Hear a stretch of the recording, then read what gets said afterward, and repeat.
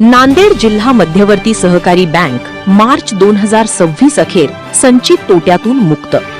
1 April 2026 पासून सुरू होणारे आर्थिक नवे वर्ष नांदेड जिल्हा मध्यवर्ती सहकारी बँकेसाठी आनंदाचे व उत्कर्षाचे ठरणार आहे। सन 1997 पासून बँकेला लागलेल्या संचित तोट्याच्या कलंकातून बँक मुक्त झाली असून बँक नफ्यात आली आहे। सन 2000 पासून बँकेचा ताळेबंद बिघडलेला होता। त्यामुळे भारतीय रिझर्व्ह बँकेने दिनांक 20/10/2025 रोजी बँकेवर 32 निर्बंध लागू केला। तसेच राज्याच्या सहकार खात्याने संचालक मंडळ बरखास्त करून प्रशासक व नंतर प्रशासक मंडळ नेमले होते। सन 2007 अखेर संचित तोटा 370 कोटी रुपये व अनुत्पादित कर्ज NPA 563 कोटी रुपये अशी बँकेची स्थिती होती। बँकेच्या कठीण काळात तत्कालीन मुख्यमंत्री विलासराव देशमुख व अशोकराव चव्हाण यांनी बँकेला मोठा दिलासा दिला। प्रशासकीय मंडळाने अनावश्यक खर्चाला लगाम लावला। सन 2015 पासून बँकेचा कारभार लोकनियुक्त प्रतिनिधींच्या हाती आला।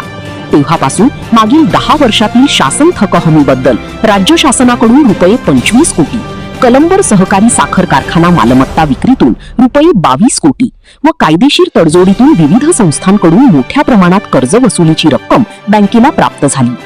तसेच खर्चात लक्षणीय घट केल्यामुळे बँक संचित तोट्यातून मुक्त झालेली आहे।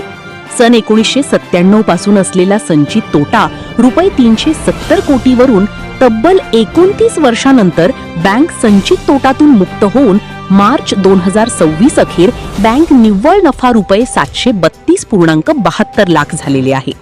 तसेच सन 1997 पासून असलेला NPA रुपये 563 कोटीवरून 136 कोटीच्या आत म्हणजेच 15% आत आला आहे। भारतीय रिझर्व्ह बँकेच्या मार्गदर्शक तत्वानुसार बँकेने मार्च 2026 अखेर अनुत्पादित कर्जाचे प्रमाण 14.20% असून संचित तोटा निरंक होऊन बँकेस निव्वळ नफा रुपये 732.72 लाख झालेला आहे। ठेवी रुपये 814.39 कोटी आहे। तसेच बँक शेतकऱ्यांसाठी पीक कर्ज वाटपाबरोबर मध्यम मुदती कर्ज, संस्थानासाठी गोदाम कर्ज, संस्थेच्या व्यवसायासाठी कॅश क्रेडिट कर्ज, सोने तारण कर्ज व पगारदार कर्मचाऱ्यांसाठी गृह कर्ज उपलब्ध करून देण्यात येत आहे। यामुळे भविष्यात बँक सक्षम होईल। मागील काही वर्षात मनुष्यबळ घटले तरी सुद्धा बँक उपलब्ध असलेल्या अधिकारी व कर्मचारी यांच्या माध्यमातून काम करत असून बँकेचा संचित तोटा भरून काढला। NPA चे प्रमाण 15% आत आले असून ते 14.20% एवढे आहे। बँकेचा ढोबळ नफा रुपये 5375.31 लाख असून तरतुदीची रक्कम रुपये 4658.15 लाख केल्यानंतर निव्वळ नफा रुपये 732.72 लाख झालेला आहे। तसेच 58 शाखा नफ्यात, 5 शाखा तोट्यात आहेत। गतवैभव प्राप्त करून देण्याच्या दिशेने वाटचाल करीत आहे असा विश्वास बँकेचे अध्यक्ष भास्करराव पाटील खदगावकर यांनी व्यक्त केला। नांदेड जिल्हा मध्यवर्ती सहकारी बँकेची 31 मार्च 2026 ची बॅलन्स शीट आणि गेल्या 10 वर्षामध्ये जिल्हा मध्यवर्ती बँकेने केलेली प्रगती याची सर्वांना माहिती व्हावी यासाठी आज आपण पत्रकार मित्राला आणि इलेक्ट्रॉनिक मीडियाच्या आमच्या सर्वांना इथं या ठिकाणी निमंत्रण दिले। मोठ्या संख्येने आलेले ते उपस्थित आहेत त्याबद्दल मी त्यांचे मनापासून आभार मानतो। मला अतिशय सांगायला आनंद आहे की या वर्षीचा नांदेड जिल्हा मध्यवर्ती सहकारी बँकेचा ढोबळ नफा हा 53.75 लाख रुपये। त्याचा आता आपल्याला वैधानिक तरतुदी करावी लागतात वेगवेगळ्या टॅक्स लागू नये म्हणून। ते केल्यानंतर 7.15 लाखाच्या वर द्यायला निव्वळ नफा मिळाला। मला सांगायला अतिशय आनंद आहे की खूप चांगली प्रगती आपण केली। या संचालक मंडळाच्या काळामध्येच आपण डाटा सेंटर उभं केलं। आज आपण 3 नवीन इमारती बांधतोय। भोकरची इमारत आता उद्या 24 तारखेला तिचं उद्घाटन आहे। सहकार मंत्री आणि अशोकराव तिथे येत आहेत। बिलोलीची इमारत झाली, नायगावची इमारत होते आणि तालुक्याचे जेवढे ठिकाण आहेत त्या ठिकाणी आम्ही ATM मशीन बसवलेले आहेत आणि 2 मोबाईल व्हॅन ज्याला म्हणतात आपण ATMचे त्याही आपण सुरू केले। आता आमची नांदेड जिल्हा मध्यवर्ती बँक ही मराठवाड्यातली नंबर 2 ची बँक आहे.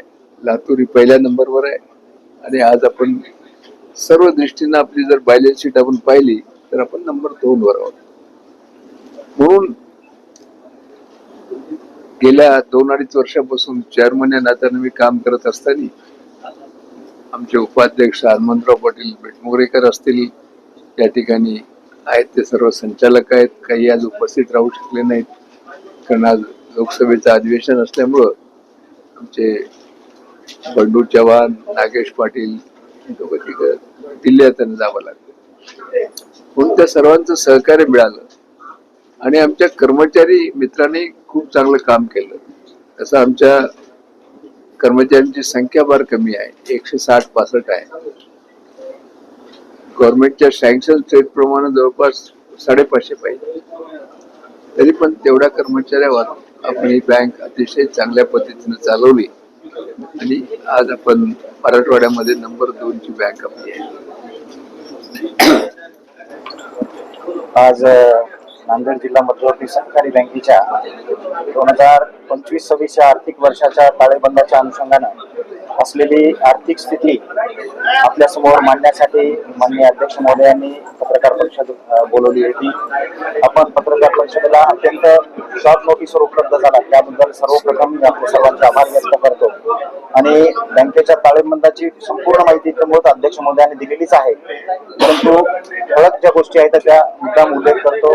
बँकेचा जो ढोबळ नफा आहे तो 53,75,00,000 झालेला आहे आणि त्यामध्ये वैधानिक ज्या तरतुदी आहेत त्या तरतुदी जाता 7,32,00,000 निव्वळ नफा बँकेला झालेला आहे. बँकेनं या मध्यंतरीच्या ज्या काळा आहे त्या काळामध्ये बँक तुम्हाला माहिती आहे की 2005 या काळामध्ये अत्यंत अडचणीत होती. 562 कोटी रुपये बँकेचा एनपीए होता आणि तो एनपीए वसुलीसाठी बँकेनं जी कारवाई केली, संचालक मंडळाने जे निर्णय घेतले आणि त्यामुळं आज बँकेचा एनपीएचा आकडा जर पाहिला तर तो 136 कोटीवर आहे. ज्याचं एकूण कर्जाचे प्रमाण जे होतं ते 88% होतं आणि ते प्रमाण आता 14.20% एवढं आलेलं आहे.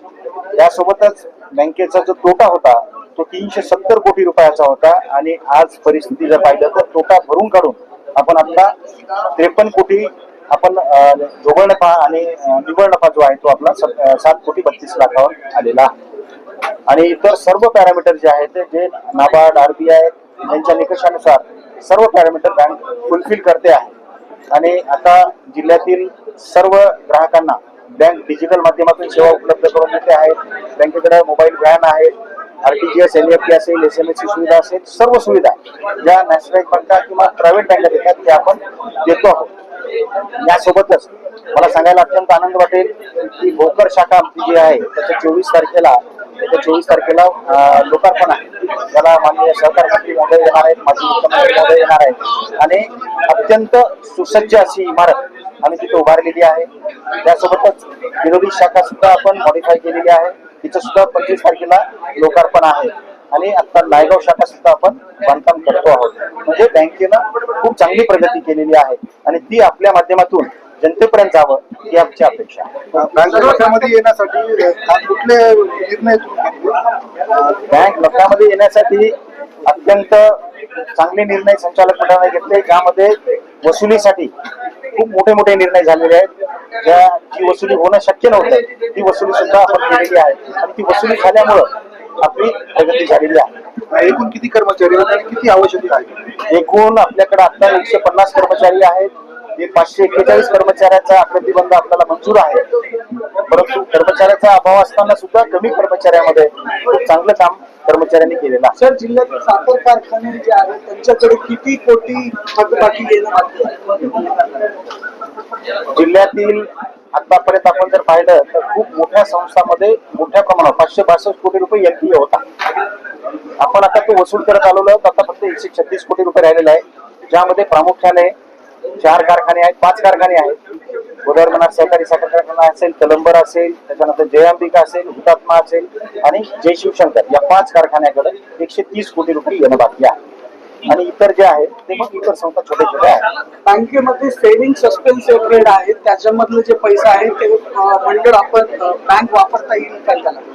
नाही, बघा, सेव्हिंग सस्पेन्स मिनिट का ओपन केलं जात आहे कारण जिथं अकाउंटचे डिटेल नसतात तर ती सस्पेन्सला रक्कम जाते, परंतु ज्यावेळेस ते डिटेल उपलब्ध होतात ती सस्पेंड होऊन ती डायरेक्ट त्यांना दिली जाते.